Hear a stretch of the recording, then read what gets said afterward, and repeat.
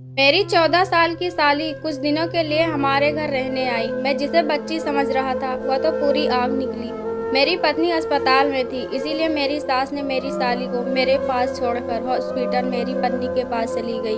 मैंने उसे बच्ची समझकर अपने पास सुला लिया ताकि वह कहीं नए घर में डर न जाए, लेकिन उसने तो आधी रात को मेरे साथ ही बेड पर रात के 1 बजे के करीब मेरे घर के दरवाजे पर दस्तक दी तो मैं जान गया कि मेरी साली रीतू ही होगी, क्योंकि वह इस वक्त पूरे घर में अकेली थी और वह पहली दफ़ा हमारे घर रहने के लिए आई थी, तो शायद उसे रात को डर लग रहा था। जैसे ही मैंने दरवाज़ा खोला तो यह देखकर मैं हैरान रह गया था कि वह नाइटी पहने मेरे दरवाजे पर खड़ी थी। मुझे देखते ही कहने लगी, हर्ष जीजा, मुझे आपके घर में डर लग रहा है, क्या मैं रात आपके कमरे में आपके साथ गुजार सकती हूँ। मेरी नज़र में तो रीतू एक 14 साल की बच्ची थी, लेकिन मैं पहली बार उसे यूं देख रहा था।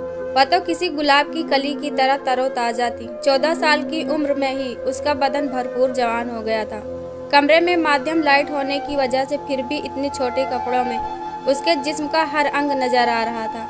वह मेरे पत्नी की छोटी बहन थी और उसे सोने के लिए सोफे पर तकिया रख कर दे दिया और खुद बेड पर लेटकर मोबाइल चलाने लगा। मेरी शादी को 6 साल होने वाले थे और मेरी शादी के टाइम रीतू एक 8 साल की बच्ची थी। मेरा अपने ही ससुराल बहुत कम आना जाना होता था, इसीलिए मैं रीतू को अभी तक बच्ची ही समझ रहा था। लेकिन क्या खबर था कि वह तो पूरी कयामत बन चुकी है। मैं मोबाइल में बिजी था और रीतू सोफे पर बेचैन लेटी थी। रात के पैर मोबाइल पर एक से बढ़कर एक चीजें सामने आ रही थी, जिसकी वजह से तरह तरह के ख्याल आ रहे थे। मैंने रीतू को आवाज देकर पूछा कि कोई मसला है क्या। रीतू ने कहने लगी, जीजा जी, यह सोफा बहुत छोटा है और मेरे पैर सोफे से बाहर जा रहे हैं, जिसकी वजह से मैं सही तरीके से लेट नहीं पा रही हूँ। रीतू की बात सुनकर मैंने कहा, ठीक है, तुम बेड पर आ जाओ, मैं सोफे पर लेट जाऊंगा। रीतू जैसे ही बेड पर आई तो मैं तकिया लेकर उठने लगा, लेकिन रीतू ने मेरा हाथ पकड़कर रोक लिया और कहने लगी, जीजा जी, क्या आप सारी रात बैठे ही रहेंगे? मेरे साथ यहीं बेड पर सो जाएं, मुझे कोई परेशानी नहीं होगी। मेरे लिए रीतू के जिस्म पर से नजरें हटाना मुश्किल हो रहा था और मैं बहुत मुश्किल से बेड के दूसरे साइड पर लेट गया और मोबाइल चलाने लगा। मुझे पता ही नहीं चला कि कब मेरी आंख खुल गई। अभी मुझे सोए हुए थोड़ा वक्त ही गुजरा था कि अचानक मेरी आंख खुल गई और मेरे रोंगटे खड़े हो गए। मैं सोच भी नहीं सकता था कि जिसे मैं एक कम उम्र बच्ची समझ रहा था वह तो पूरा नशा थी। मैंने बड़े मुश्किल से अपने आप को समझाया, लेकिन फिर अगले ही पल ऋतु ने मेरे साथ कुछ ऐसा किया कि मेरे पैरों तले जमीन ही निकल गई और न चाहते हुए भी मैं उसकी बात मानने पर मजबूर हो गया। मेरी और आशा की शादी को 6 साल गुजर चुके थे और इन 6 सालों में कोई ऐसा दिन नहीं गुजरता जब आशा ने मेरा ख्याल न रखा हो। मेरी और आशा की पहली मुलाकात कॉलेज में हुई थी और हम दोनों एक दूसरे को पहली ही नज़र में पसंद आ गए थे और हम दोनों का प्यार मोहब्बत का सिलसिला धीरे धीरे शादी तक पहुंच गया। जब मैंने अपने घर वालों को आशा के बारे में बताया तो मेरे घर वालों ने यही कहकर इनकार कर दिया कि वह कोई ऐसी जगह, अनजान जगह नहीं शादी करेंगे। लेकिन मैं आशा की मोहब्बत में इतना आगे बढ़ चुका था कि वापसी का कोई रास्ता ही नहीं था। आशा के बगैर रहना तो बहुत ही मुश्किल था। हम दोनों ने अपनी मोहब्बत में सारी हदों पार कर चुके थे, तमाम रिश्ते कायम कर चुके थे। कॉलेज में जाने के बाद हम दोनों एक दूसरे का हाथ पकड़कर वापस बाहर निकल जाते और कॉलेज से कुछ दूर पर एक गार्डन जाकर अपना वक्त गुजारते। मैंने अपनी माँ को मनाने की कोशिश की, लेकिन वह किसी भी कीमत पर न मानी और मैंने आशा के साथ भागकर शादी कर ली। जब मेरे माँ बाप को इस बारे में पता चला तो उन्होंने मुझे घर से ही निकाल दिया, क्योंकि मैं कोई नौकरी नहीं करता था और ना ही मेरी कोई कमाई थी। और जब आशा के घर वालों को इस बारे में पता चला तो वह भी हमारी शादी के खिलाफ हो गए और वजह यही थी कि मैं कुछ भी नहीं कमाता था। बहुत मुश्किल से हमने आशा के घर वालों को राजी किया, लेकिन आशा के घर वालों ने हमसे मिलना जुलना बंद कर दिया था। काफी दिनों तक मैं और आशा फुटपाथ पर जिंदगी गुजार दी, लेकिन जैसे ही मेरी नौकरी लगी और मेरे हालात कुछ बेहतर हुए तो आशा ने अपने घर वालों से मिलना जुलना शुरू कर दिया। लेकिन अब वह लोग मुझे बिल्कुल भी पसंद नहीं थे, क्योंकि जब मेरे मुश्किल हालात थे तो उन्होंने मुझे नहीं अपनाया था और मैं इसीलिए अपने ससुराल ना के बराबर जाता था। साल में 1 या 2 दफ़ा ही जाता था। इसीलिए मैंने आशा की छोटी बहन रीतू को कभी ठीक से नहीं देखा था और न ही मैं इस बात से परिचित था कि वह अब एक 14 बरस की खूबसूरत लड़की हो चुकी है। भगवान ने हमें औलाद से बहुत दिनों तक मायूस रखा था और बहुत ज्यादा इलाज कराने के बाद अब आशा हमारे बच्चे को जन्म देने जा रही थी। मेरे घर वाले तो थे नहीं, इसीलिए मुझे मजबूरन आशा के घर वालों को बुलाना पड़ा। और जब हम आशा को अस्पताल लेकर गए तो डॉक्टर ने हमें बताया आशा को 1-2 दिन हॉस्पिटल में एडमिट करना पड़ेगा। इसी बीच आशा को छोटी छोटी कई बीमारी लग चुकी थी, इसीलिए यह केस थोड़ा मुश्किल था। आशा के पिताजी शहर से बाहर गए हुए थे, इसीलिए आशा की मां ने उसकी छोटी बहन रितु को हमारे घर पर छोड़ दिया, क्योंकि वह उसे अकेला नहीं छोड़ सकती थी। मैं तो बहुत दिनों बाद आशा की छोटी बहन रितु को देख रहा था और मैं उसको देखकर दंग रह गया। मैं तो आशा की ही खूबसूरती का दीवाना था, लेकिन उसकी छोटी बहन तो उससे कहीं ज्यादा खूबसूरत थी और मैं उसे देखकर आशा को भूल गया था। रितु ने आशा की गैर मौजूदगी में घर के सारे काम बहुत जिम्मेदारी से किए और मुझे बिल्कुल भी एहसास नहीं हुआ कि आशा घर पर नहीं है। उसने बहुत अच्छे से घर का सारा काम निपटा कर सोने की तैयारी की तो अब मैं भी अपने कमरे में चला आया। लेकिन थोड़ी ही देर बाद जब कमरे के दरवाजे पर दस्तक हुई, मैं जान गया कि रितु आई है। शायद उसे किसी चीज की जरूरत थी, लेकिन मैं इस बात से बिल्कुल बेखबर था कि वह तो कुछ और ही इरादा लेकर आई है। पहले तो वह सोफे पर आराम से बैठ गई और कहने लगी कि मुझे बहुत ज्यादा अकेलेपन से डर लग रहा था, क्योंकि यह घर मेरे लिए बिल्कुल नया है। इसीलिए मैंने सोचा कि क्यों न रात आपके कमरे में ही गुजार लूं। मैंने रितु से कहा कि अच्छा किया जो तुम चली आई, यह तुम्हारा अपना ही घर है, तुम यहाँ आराम से सो सकती हो। लेकिन रितु को इस हालात में देखकर मैं बार बार उसी को देखे जा रहा था। रितु मेरे चेहरे पर नजरें जमाए बहुत ही ध्यान से मुझसे बातें कर रही थी। आहिस्ता आहिस्ता मुझे बता रही थी कि जब उसने मुझे पहली दफा देखा था तो मैं उसे पहली दफा में ही बहुत अच्छा लगा था। उस वक्त वह सिर्फ 8 साल की ही थी। वह कहने लगी कि मुझे देखते ही अपने दीदी की पसंद पर रस आने लगा। उसे खुशी हुई कि उसके दीदी की किस्मत इतनी अच्छी है। रितु कहने लगी कि मैं उस दिन के बाद से उसे ख्यालों में बैठ गया था और वह यही सोच रही थी कि उसकी जिंदगी में आने वाला शख्स बिल्कुल मेरे जैसा ही होगा। रितु मुझसे बातें करते करते बेड पर लेट गई और वह कहने लगी कि उसने कई दफा अपने पापा से मेरे लिए झगड़ा भी किया, क्योंकि वह चाहती थी कि उसके पापा मुझे माफ करके हमेशा के लिए अपना ले, क्योंकि वह मुझे दोबारा देखना चाहती थी। वह मेरे लिए बेचैन थी और मुझसे बातें करते करते सोने लगी और मैं अपना फोन चलाने लगा। कमरे का माहौल अचानक ही गर्म हो गया था। रितु एक जलती हुई आग थी। मैं तो उसे एक छोटी बच्ची समझ रहा था, लेकिन उसकी जवानी तो किसी को भी दीवाना कर सकती थी। थोड़ी ही देर में वह बेचैनी से करवटें बदलने लगी। मेरा ध्यान बार बार भटक कर रितु के वजूद पर जा रहा था और जब मैंने उसे बेचैन देखा तो मैं पूछ रहा था कि क्या हुआ। वो कहने लगी यह सोफा बहुत कम आराम दे रहा है और मैं इस पर आराम से सो नहीं सकती। यह सुनते ही मैंने उससे कहा कि वह बेड पर आकर सो जाए और सोफे पर मैं सो जाऊंगा। वह जैसे ही बेड पर आई तो मैं उठने लगा। रितु ने मेरा हाथ पकड़कर रोक लिया और कहा जीजा जी, आपको तकलीफ उठाने की क्या जरूरत है, यह आपका अपना ही घर है। मैं एक तरफ लेट जाती हूँ, दूसरी तरफ आप लेट जाएं। मैं रितु की बात बेबाकी को देखकर हैरान था, लेकिन मैं आराम करना चाहता था। सारा दिन हॉस्पिटल में आशा के पीछे भाग दौड़ कर थक चुका था और मैं बेड के एक कोने में होकर लेट गया और अपना फोन चलाने लगा। रितु के रहते हुए मैं थोड़ा असहज महसूस कर रहा था और मैं फोन चलाते चलाते कब सो गया मुझे कुछ पता ही नहीं चला। और जब मेरी आंख खुली तो मुझे कुछ अजीब सा महसूस हुआ, जैसे कोई मेरे जिस्म पर हाथ फेर रहा हो।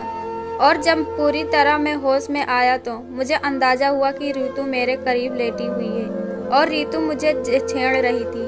वह पहले भी मुझे बातों बातों में बता चुकी थी कि वह मुझे पसंद करती है। मैं एक मर्द था और बहुत कोशिशों के बाद भी मैं अपने आप को रितु से अलग न रख सका और मैं भी करवट बदल कर उसके करीब हो गया। रितु तो जैसे इसी इंतजार में थी। जैसे ही उसे महसूस हुआ कि मैं उसके बगल में हूँ, वह फौरन अपने जज्बात मुझ पर लुटाने लगी।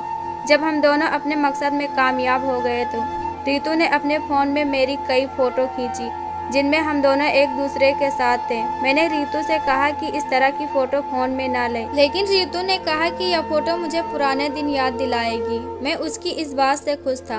मैं कुछ वक्त के लिए भूल गया था कि मेरी हर दिल अजीज पत्नी इस वक्त हॉस्पिटल में एडमिट है और वह कभी भी मेरी बच्ची को जन्म दे सकती है। ऋतु के साथ रात गुजार कर जैसे कोई किला फतह कर लिया हो। लेकिन मुझे क्या खबर थी कि यहाँ से मेरी बर्बादी की शुरुआत होने लगी थी। जैसे ही मैं अस्पताल के लिए जाने लगा, ऋतु ने मुझे आवाज़ देकर रोका और मेरे करीब आकर कहने लगी, आप जाते जाते मुझे कुछ पैसे दे जाएं, मुझे बाजार जाना है। ऋतु की बात सुनकर ही मैंने बटुए से 2-2 हजार की 5 नोटें दे दी। मेरे हाथ से पैसा लेकर उसके चेहरे पर एक मासूम सी मुस्कुराहट बिखर गई थी। मैंने बदले में उसके माथे को चूम लिया और घर से निकल गया। मैं सारा रास्ता खुशी से झूमता हुआ जब हॉस्पिटल पहुंचा तो मेरी पत्नी आशा की हालत बहुत खराब थी। डॉक्टर ने बताया कि आशा जिंदगी और मौत के बीच झूल रही है और कुछ भी हो सकता है। आशा की माँ बहुत ज़्यादा परेशान थी, जबकि हॉस्पिटल जाकर मेरी हालत भी खराब हो गई थी। सारा दिन मैं आशा के साथ रहा, लेकिन आशा की तबीयत पहले से बेहतर नहीं हुई। डॉक्टर ने कहा कि कुछ दिन आशा को हॉस्पिटल में रखना होगा। यह सुनकर न जाने क्यों मुझे कुछ अजीब सा महसूस हुआ। आशा जितने भी दिन हॉस्पिटल में रहती, मुझे ऋतु के साथ वक्त गुजारने का मौका मिल जाता।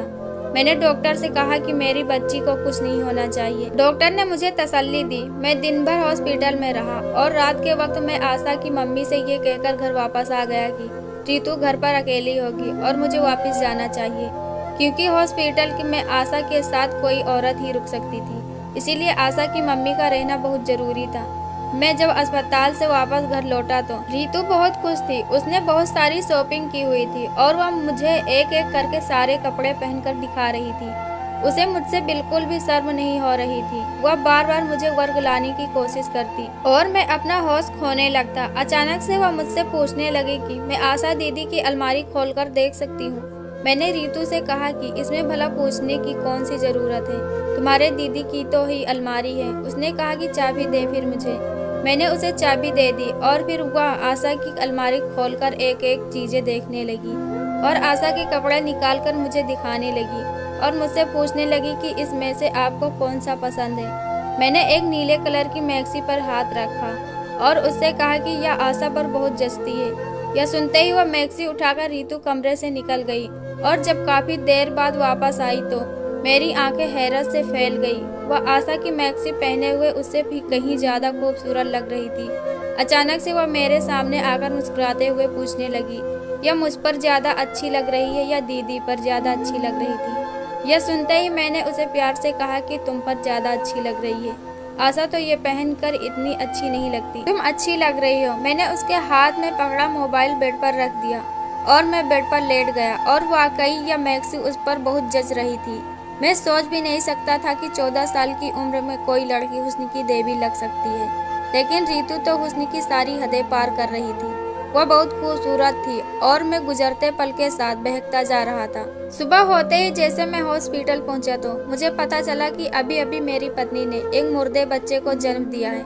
यह सुनकर मेरी तो हालत खराब हो गई और मेरी पत्नी भी हालत बहुत ज्यादा खराब थी और डॉक्टर उसे ठीक करने की पूरी कोशिश कर रहे थे। शाम तक आशा की हालत कुछ ठीक हुई तो उसे छुट्टी दे दी गई। मुझे अपने बच्चे को खो देने का बहुत दुख था। मैं आशा को घर लेकर आया। आशा को देखकर ऋतु का चेहरा उतर गया था। उसने एक अजीब सी नजर आशा पर डाली और कमरे में चली गई। मैंने आशा को कमरे में लाकर लिटा दिया। उसकी मम्मी ने मुझे आशा की दवाइयों को समझाया। मैं आशा की मम्मी के साथ लंच में बैठा उनकी बात सुन रहा था।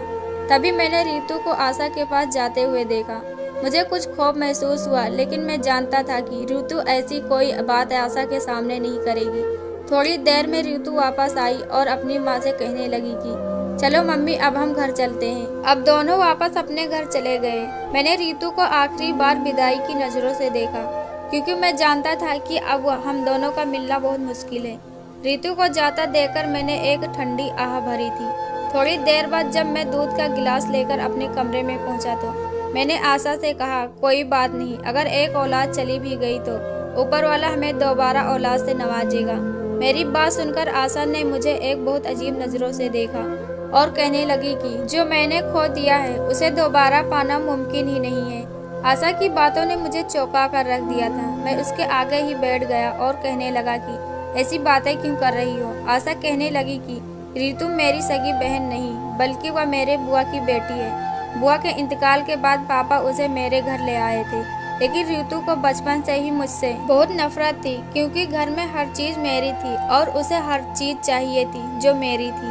पापा ने उसे कभी किसी चीज की कमी महसूस नहीं होने दी थी, लेकिन उसके बावजूद भी वह मुझसे नफरत करती रही। उसकी नज़र हर उस चीज पर होती जो पापा मेरे लिए लाते या जिसे मैं पसंद करती। जब मेरी शादी तुमसे हुई तो तुम मेरे घर आना जाना नहीं करते थे, और मुझे इस बात की तसल्ली थी कि वह तुम पर अपनी नजरें नहीं जमाई।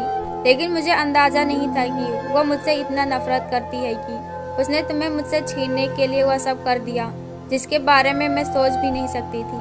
आशा की आंखों से आंसू बह रहे थे और वह मुझे कह रही थी कि रितु ने जाने से पहले मुझे वो सारी वीडियोस दिखा दी है और वह सारी तस्वीरें दिखाई है जिनमें हम दोनों एक साथ थे। आशा की बात सुनकर मैं सदमे में आ गया था।